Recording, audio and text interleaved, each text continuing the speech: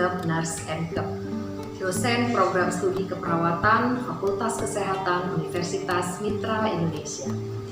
Spesialisasi saya adalah mengajar di mata kuliah keperawatan maternitas. Pada kesempatan kali ini, saya akan menyampaikan PDD UKT PT saya di bidang pengajaran di salah satu mata kuliah saya yang saya ampu, yaitu keperawatan maternitas. Mata kuliah ini memiliki bobot 4 SKS dan merupakan mata kuliah wajib bagi mahasiswa keperawatan di semester 3. Sebelum saya menjelaskan lebih lanjut mengenai teknik pengajaran saya, terlebih dahulu saya akan menjelaskan deskripsi singkat keluaran yang diharapkan dan metode pembelajaran pada mata kuliah keperawatan maternitas.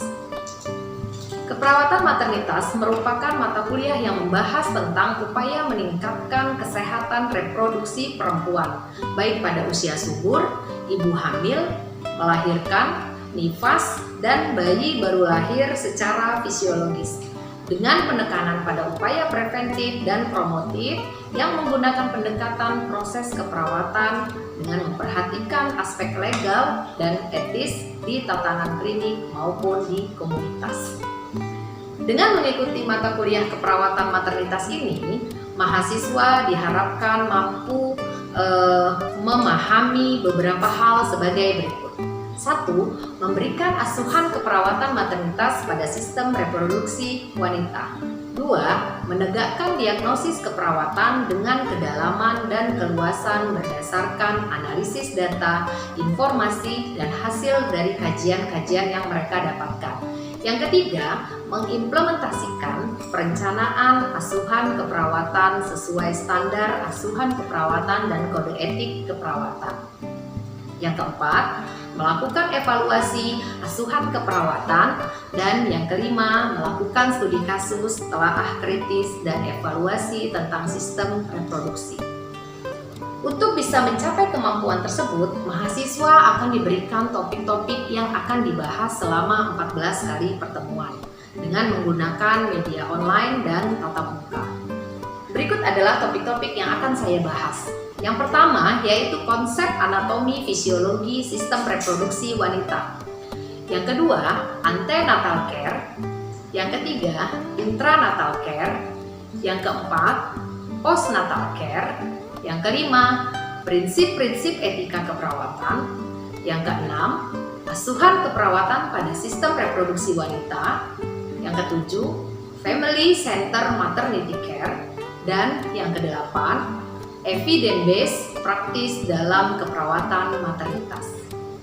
Nah, setelah kita tahu gambaran singkat mata kuliah keperawatan maternitas yang saya ampu, selanjutnya saya akan menjelaskan bagaimana teknik pengajaran saya dengan metode DIA.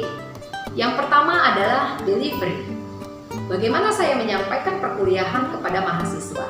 Ada 2 strategi yang saya gunakan dalam menyampaikan perkuliahan. 1. Penyampaian dengan menggunakan textbook. Textbook yang saya gunakan merupakan karangan dari Laudermilch yang berjudul Keperawatan Maternitas. Yang kedua yaitu dengan cara pembahasan case study. Case study ini bisa dilakukan di kelas di setiap minggunya.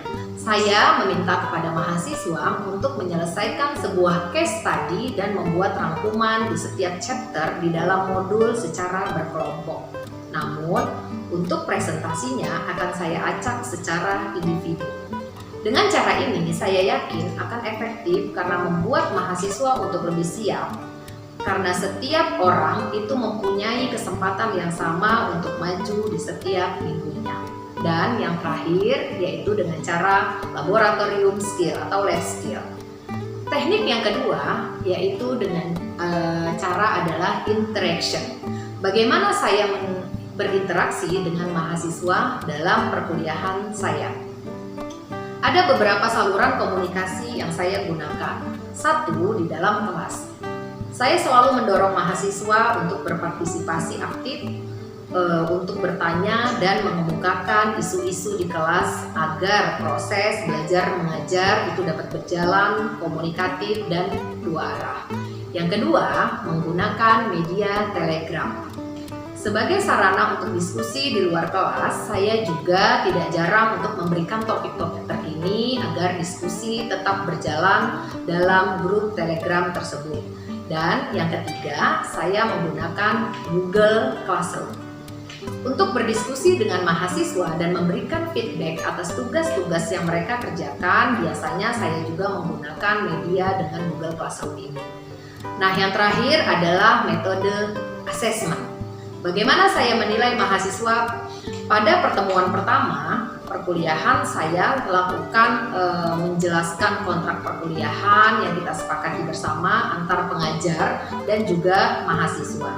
Di dalam kontrak perkuliahan tersebut ada cara saya bagaimana untuk menentukan bobot dan bagaimana cara saya menilai.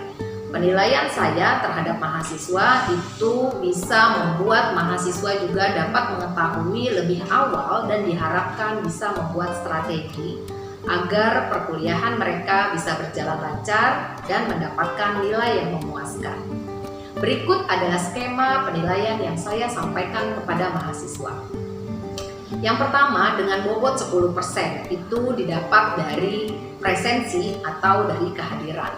Yang kedua, 15% diambil dari kuis. Yang ketiga, 20% diambil dari tugas. Yang keempat, 25% diambil dari ujian tengah semester. Dan 30% diambil dari ujian akhir semester. Selanjutnya, saya akan memberikan cuplikan pengajaran saya pada mata kuliah keperawatan maternitas.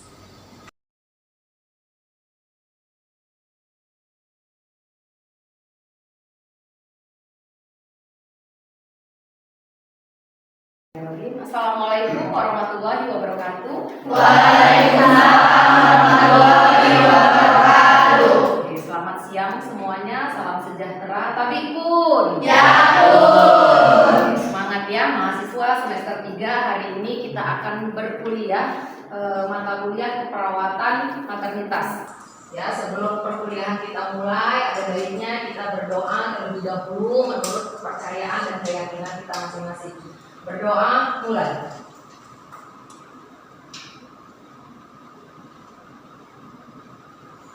Berdoa selesai. Oke. Pertemuan kali ini seperti yang sudah kita janjikan pada saat pertemuan pertama, yaitu rencana pembelajaran semester atau RPS. Hari ini Ibu akan membawakan atau menyampaikan materi tentang anatomi fisiologi pada sistem reproduksi perempuan. Nah, pada saat pertemuan RPS, Ibu itu sudah menyenggol ya atau menyinggung terkait materi yang Ibu sampaikan hari ini. Sekarang Ibu mau tanya, siapa yang masih ingat tentang definisi apa sih yang dimaksud dengan anatomi dan fisiologi? Saya Bu. Ya, silakan. Namanya siapa? Agung. Agung. Silakan Bu. Apa Bu? Anatomi fisiologi Bu. Kalau anatomi itu adalah ilmu yang mempelajari tentang fungsi organ dalam tubuh. Oke, berarti anatomi itu mempelajari tentang bentuk-bentuknya. Lalu fisiologinya tentang? Kalau fisiologi sendiri itu ilmu yang mempelajari tentang cara kerja dari sistem tersebut. Oke, berarti kita hari ini mau belajar tentang anatomi. Bagaimana sih bentuk anatominya dan bagaimana fungsi daripada organ yang mau kita pelajari. Apa yang mau kita pelajari hari ini? Anatomi dan fisiologi sistem reproduksi perempuan. Jadi, apa definisi anatomi, fisiologi, sistem reproduksi perempuan? Siapa yang tahu? Ya, silakan. Namanya siapa? Elga. Elga. Silakan enggak? Ilmu yang mempelajari tentang bentuk dan fungsi bagian tubuh perempuan yang menghasilkan keturunan. Oke, berarti karena yang diminta adalah reproduksi perempuan, berarti reproduksi yang bisa memproduksi anak. Laki-laki bisa nggak? Nggak bisa. Makanya hari ini kita belajar dulu bagaimana cara, fungsi, dan bentuk daripada organ-organ pada sistem reproduksi perempuan. Oke, kita lihat ke monitor ya. Ini sistem reproduksi perempuan itu terbagi menjadi dua macam. Ada bagian dalam, ada bagian luar. Kalau bagian dalam itu berarti di dalam tubuh kita, nggak bisa kelihatan. Kalau di luar berarti bisa dilihat. Oke, sekarang kita belajar yang bagian luar atau bagian depan. Ya, yang pertama ini adalah mons pubis atau rambut kemaluan. Ya, rambut kemaluan ini biasanya ada pada jaringan lunak. Dia agak menonjol, kemudian ditumbuhi oleh rambut, kemudian berada pada bagian atas vagina perempuan. Ya, semua orang ada, tapi emang ada yang berbulu, ada yang tidak. Tergantung dari bentuk si individunya sendiri. Paham ya? Jadi kok punya saya berbulu, kok punya itu enggak? Ya itu tergantung dari bentuk masing-masing individu.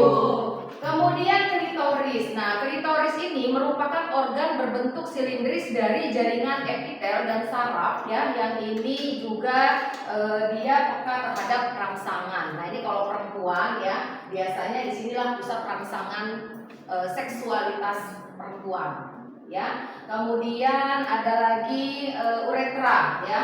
Uretra ini lubang kencing. Jadi lubang kencing ini di dalam vagina itu ada dua lubang, ada lubang kencing, ada lubang vagina. Nah, hati-hati nih kalau kita mau memasang kateter.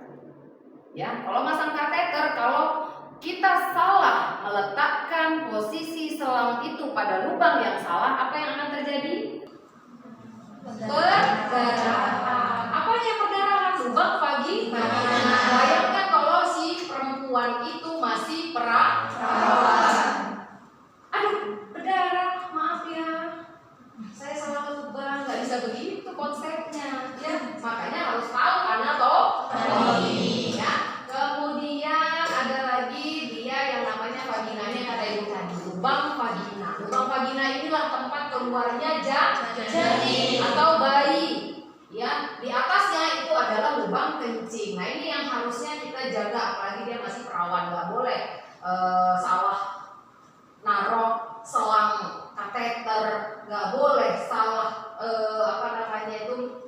kadang-kadangnya kalau main sepeda apalagi manjat tebing dan lain itu hati-hati, karena perempuan itu punya himen atau selaput darah yang menentukan kita itu perawan atau tidaknya. Ya, nah ini yang harus dijaga oleh perempuan. Nah, lalu apalagi yang dikatakan sistem reproduksi perempuan pada bagian depan? Ada labia mayora dan labia minora. Berarti labia mayora atau minora ini merupakan lipatan membran mukosa.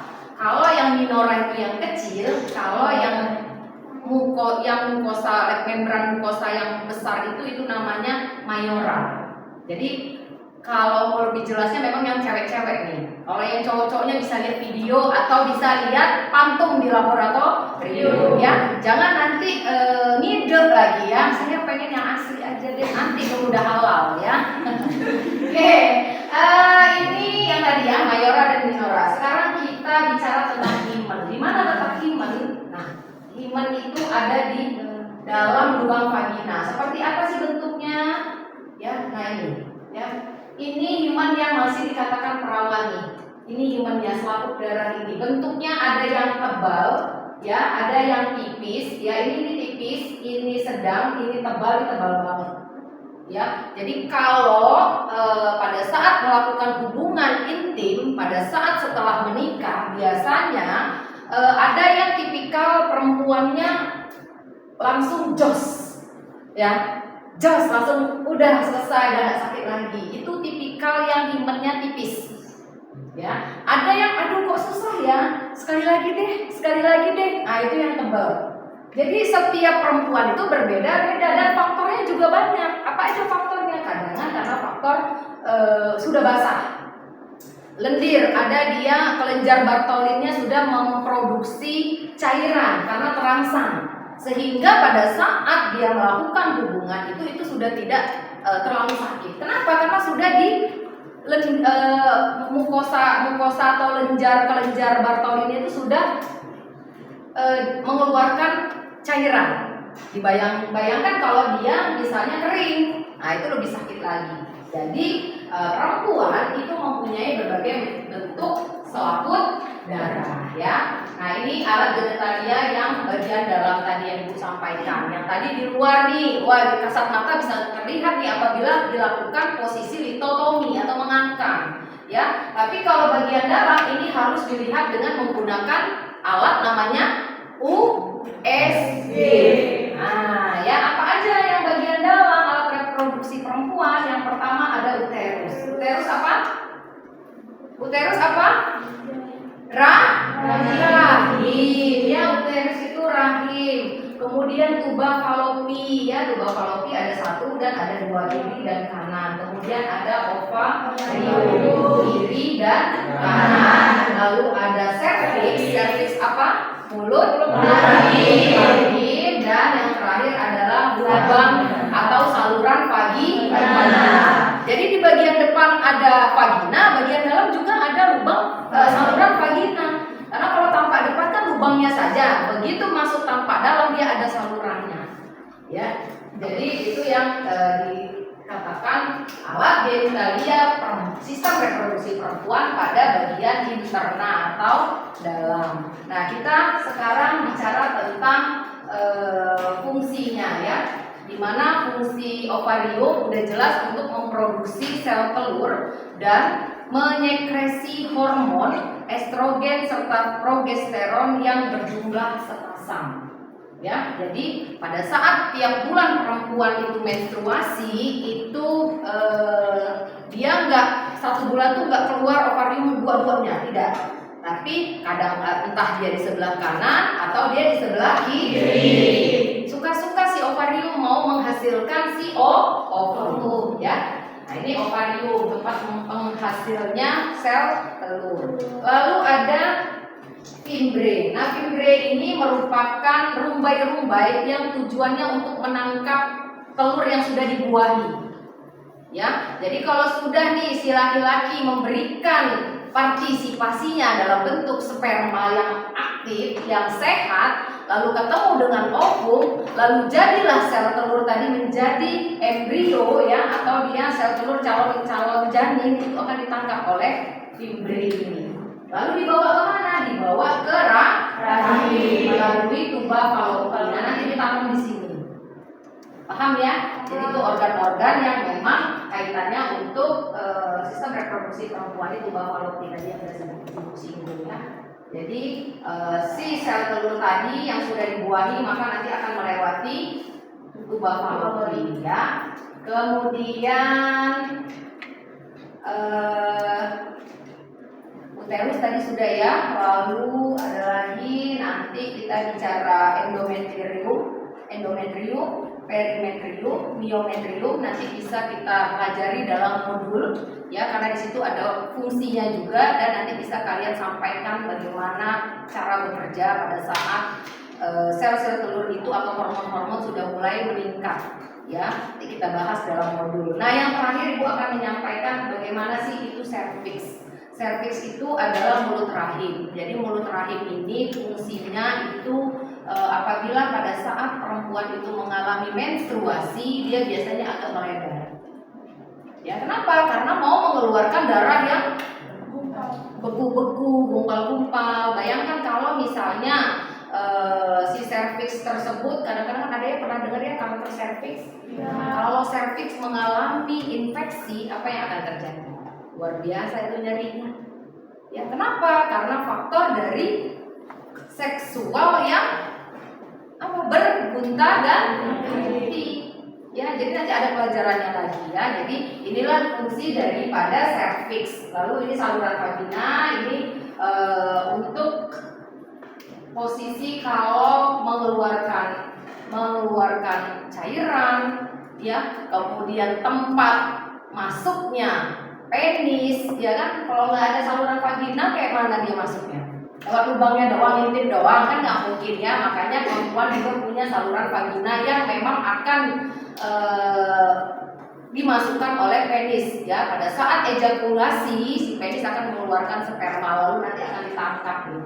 Masuk ke sini, kemudian nanti dia lari ke sini. Ya, ini adalah sperma yang paling paten, yang paling sehat ya. Sperma hanya satu sperma yang mampu menembus ovum, maka dia akan jadi janin. Tapi kalau misalnya spermanya nggak sehat, dia udah compang-camping di sini.